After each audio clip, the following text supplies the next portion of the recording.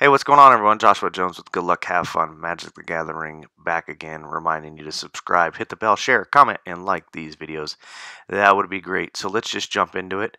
Ravnica Allegiance, continuing on with the string of Commander deck techs that we have for this new set with Lu Su Blue. At least it's not a baker's dozen, question mark.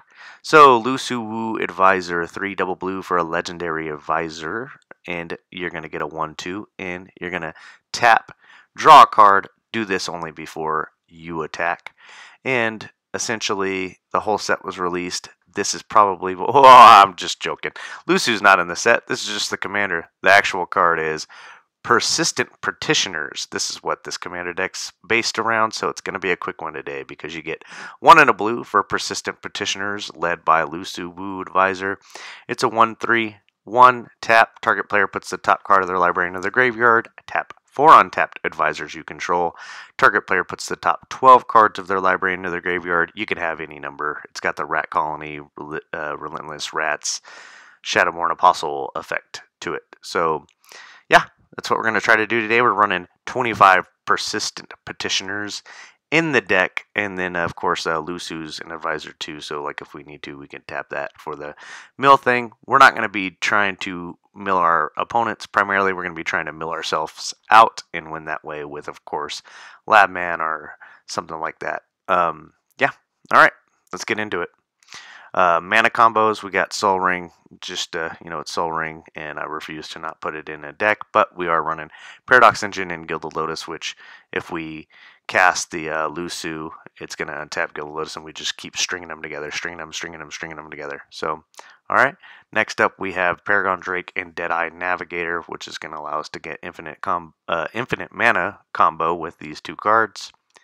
Then we're running Tutors so that we could tutor for a target that I'll just announce here in a second if you haven't already figured it out.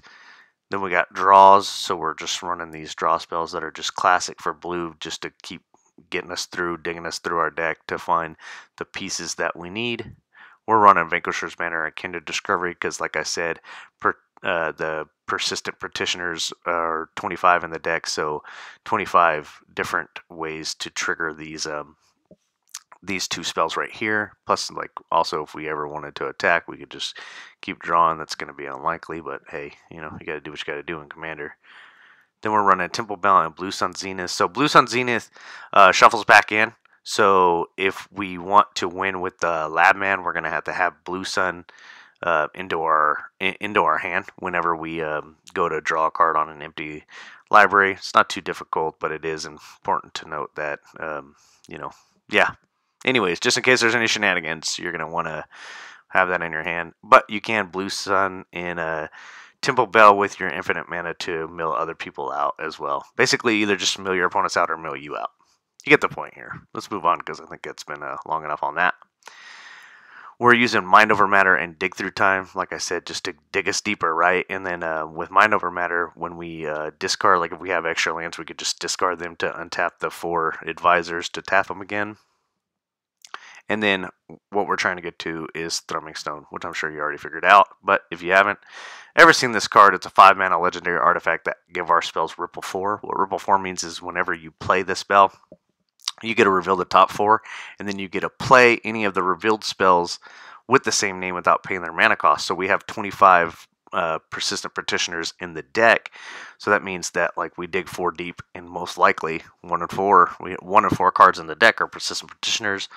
Most likely we're going to have one, and when we play that one, that Persistent Petitioner has Ripple 4. So it just trickles out. We get them all out on the table. We tap them all. Mill. That's the game. That's the game plan, so we want to protect it with our spells that allow us to get it back, just in case we mill it over. So because we're milling ourselves and digging, and people are going to, like, not just let us go off with the Thrumming Stone, we're going to want to get it back from our graveyard, and that's what these cards do. Recall and Restoration, Codex Shredder and Trading Post, Junk Diver, Mirror Retriever, and Workshop Assistant. And yeah, those are them. So now we see here just the stall. We have Propaganda in the deck just to keep us alive as long as possible, along with bounce spells such as Capsize, which we can keep buying back with our infinite mana, and then Cyclonic Rift as a one-off effect. I don't believe there's any ways to get an instant back from the graveyard, but it's just too good to pass up. And then we're running 10 counter magic spells, all of which have either really efficient cost or some other utility, such as Transmute or Swan Song and the cheapness here that we see. But Arcane Denial, which allows us to draw. Simple Counter Spell, which is just efficient. Negate, also efficient. Disallow, which deals with triggered abilities. Untap an alliance with Rewind. Options with Insidious Will. Spell Swindle to give us some mana, and then Mystic Confluence, where we can also just have bounce effects or draw effects.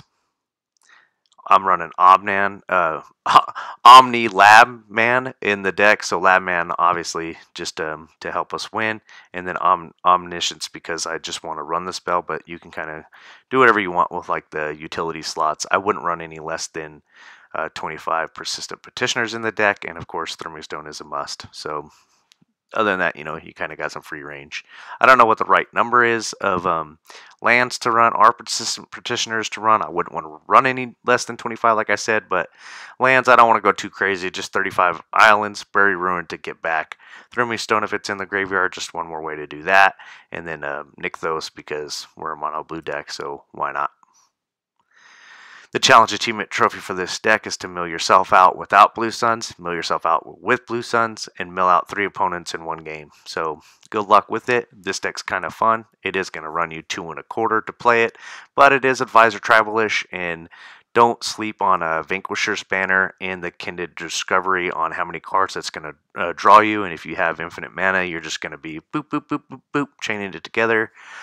It does have some resiliency with being able to get the artifacts back from your graveyard to your hand and then play them again because the artifacts are such a key part of the deck. But there are going to be plenty of games where you just draw nothing but Persistent Petitioners and it's just going to feel like it's not really doing a whole lot. So the highest upside is most likely going to be a victory with just a crazy chain of effects, but the lowest downside is I hope you're ready to have a conversation with your friends because you're not going to be doing much, and people aren't going to want to see you go off. So that deck is 1568698 on MTG Goldfish. You can head on over there to check that out. I'll leave a link to the deck in the description. It's listed under freeform because these cards aren't out yet, but basically Lu Su is the commander, and that's all you need to know. So yeah, quick one for you today. I hope you enjoyed it. Hope you give this a try.